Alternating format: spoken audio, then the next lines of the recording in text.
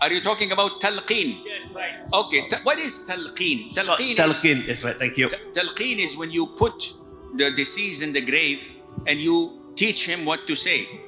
Asim, when the angels come, they'll ask you, who's your Lord? Say Allah.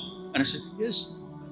And am I in my senses? I told you he doesn't hear you. He doesn't hear anything. And if it was this easy, I will hire people. I'm a Saudi, I'm rich. Huh? I will hire people, 10 of them to come and teach me. Round the clock, say Allah is your Lord, Islam is your religion, Muhammad is your messenger. And repeat this. This is not going to benefit you. It's not from the Sunnah. And as Umar said, may Allah be pleased with him, if we have our heads with us, it's easy. We can answer. It's not your knowledge that would benefit you. It is your iman. Yani if someone who's not practicing, but he knows by heart, who's your Lord? Allah. What's your religion? Islam. Who's this man? Muhammad.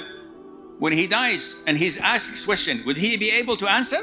If he's not practicing? Huh? I don't know. I heard people say and I said like them. Boom.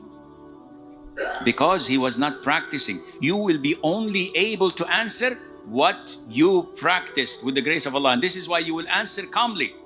Who's your Lord? Allah. Calmly. They're intimidating you. They're shaking you. They're scary two angels. Very scary. The Prophet said, but with all tranquility and peace in the world. Islam is my religion. Muhammad is my messenger who I lived and died protecting his sunnah, protecting his aqeedah, spreading it against all evil and all attacks. This is what we believe, inshaAllah, in. And Allah knows best.